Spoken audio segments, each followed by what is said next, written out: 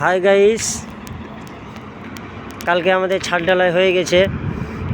এখন ছাদে বাঁধ দেওয়া হলো, এখন ঘোলা মারা চলছে।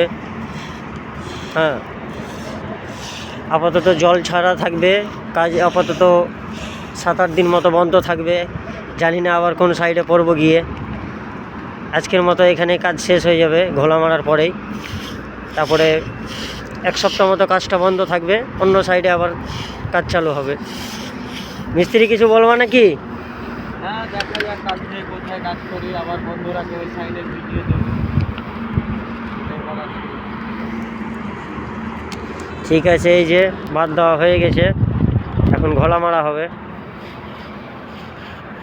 কালকে অনেক রাত হয়ে গেছিল ঢালাই করতে করতে। মেশিনের প্রবলেম হয়েছিল, লিফটে গন্ডগোল হয়েছিল, ওই জন্যে অনেক রাত হয়ে গেছিলো কাজ ছাড়তে।